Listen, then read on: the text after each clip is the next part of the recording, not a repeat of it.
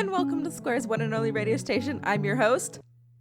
Today is Saturday, December 9th, 2006, and we are in La Cañada, Flint Ridge, California, with a high of 50 and a low of 34. There will be no rain today. The thrift store owner has patiently been waiting to hear his request, and even though he was quick to submit one, I haven't gotten to him till now. Make it up to you, sir. I've dedicated this whole broadcast to your request to hear about the sun and one of the many myths about it. So, let's get to the show. The sun is the center of our solar system, sitting at 93 million miles, 150 million kilometers, away from Earth, a yellow dwarf star that is 4.5 billion years old and is only a little less than halfway through its life. When it does start to die, it will become a red giant large enough to engulf Mercury, Venus, and possibly even Earth. Right now, it's estimated to last another 5 billion years before becoming a white dwarf.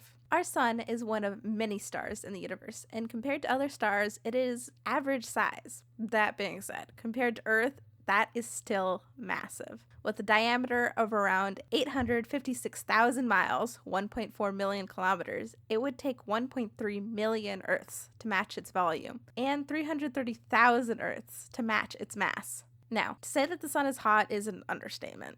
The core temperature can reach as high as 27 million degrees Fahrenheit, 15 million degrees Celsius. What we call the surface of the sun is the photosphere, the layer that emits the most visible light, and it has a relatively cool temperature of 10,000 degrees Fahrenheit, 5,500 degrees Celsius. This is still hot enough to make diamonds boil. And a strange turn of events, the corona, the outer atmosphere, is much hotter than the photosphere, reaching 3.5 million degrees Fahrenheit, 2 million degrees Celsius. Why it is so much hotter than the photosphere is still a mystery. Because the sun is not solid, different parts of the sun rotate at different speeds. At the equator, one day is 25 Earth days, while at the poles, one day is 36 Earth days. Of course, the sun doesn't orbit itself, and instead it orbits the center of the Milky Way galaxy. This takes around 230 million years. The sun also has its own weather, caused by the magnetic fields twisting and reconnecting. One of the things that this can produce is solar flares, intense bursts of radiation or light. These flares are categorized by energy output, with A being the weakest, then B, C, M, and finally X being the strongest, each level being 10 times stronger than the last. So X is 10 times stronger than M and 100 times stronger than C. These categories are further divided into numbers 1 through 9, with 9 being the strongest. But X can go past 9 and has no upper limit. In fact, the most powerful solar flare we have recorded happened in 2003. The sensors recorded it as an X28 before they were overwhelmed. The Earth's atmosphere and magnetic field protect us from the harmful radiation, but these flares can still disrupt satellite-to-ground communications and GPS. Just 3 days ago, December 6, 2006, an X6 flare significantly disrupted GPS receivers. The sun has a large effect on our lives, especially seeing as we wouldn't be here today without it, so it's no surprise that so many different cultures have myths about it, from Greek to Egyptian to Chinese. But one particularly interesting story is the Aztecs. They believe that the sun shining its light down on us is not the first sun to do so, but the fifth. Before there was a sun, before there was even anything, there was nothing. Then there was God Omoteotl. This god then created 4 more gods, the Tezcalipocas. These 4 gods were associated with the 4 cardinal directions and a color. For the west, we have Quetzalcoatl, the white Tezcalipoca, also known as the feathered serpent. He was the god of wind, knowledge, and art. For the south, we have Huitzilopochtli, the blue Tezcalipoca. He was the god of war and sacrifice. For the east, we have Xipetotec, the red Tezcalipoca, also known as the self-flayed god. He was the god of agriculture and springtime. Finally, for the north, the black Tezcalipoca, Tezcalipoca. Yes, his name is redundant, and to be clear, from now on, whenever I say Tezcalipoca, I'm referring specifically to the black Tezcalipoca. Anyways, he was the god of the night sky, sorcery, and jaguars. After they were made, the next thing to do was populate the earth. Well, it wasn't the earth as we know it quite yet. There was a void, a primordial ocean, and a creature that ate all the things they created. Yeah, if they wanted to make anything, first they needed to deal with Xipetli, a giant crocodile-like beast that had jaws at every joint. They fought the creature and defeated it, but in the fight, Tezcalipoca lost his leg. After the fight, they took Xipetli's body and made the land masses of the earth. And though I said they defeated it, Xipetli wasn't dead, but through blood sacrifices would remain inactive. What an idea. The ground itself could eat you up at any moment.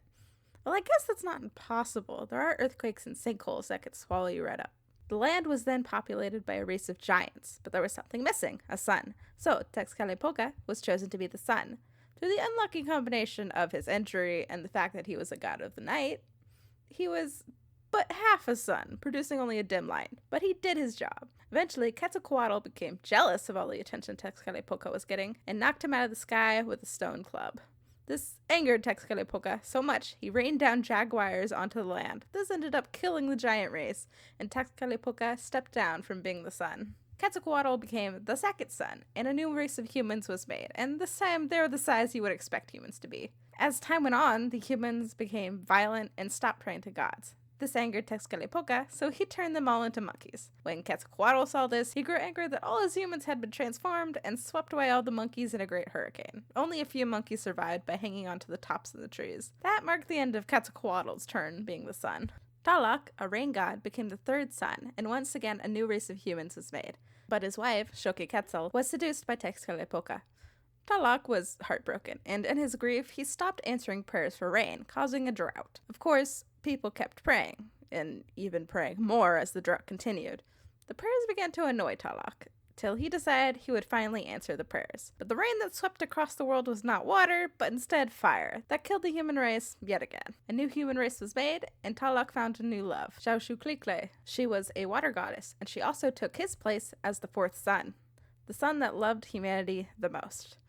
But when it comes to gods, just because you are loved doesn't mean you are safe. One day, Tezcatlipoca approached her and claimed that she was faking her love for humans to get all their attention and praise. That upset her so much, she cried tears of blood for 52 years, flooding the earth and once again killing the human race. This time, instead of making the human race from scratch, Quetzalcoatl stole the human bones from the underworld and used them to bring the humans back to life. Huitzilopochtli became the fifth and final sun. But we aren't out of trouble.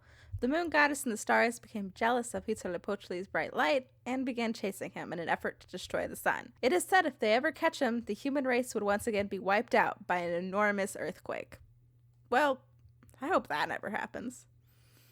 Thank you for your request. I'm sorry it took me so long to get to it. Oh, I see you left a note. Hi.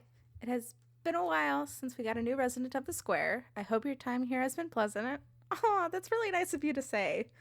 I haven't seen you around yet, though, and I would love to see you in person. That's a little tricky since I can't move around freely, but I can definitely ask the boss about it. I'm sure he could figure something out. I have one more note to read, and this is from the boss.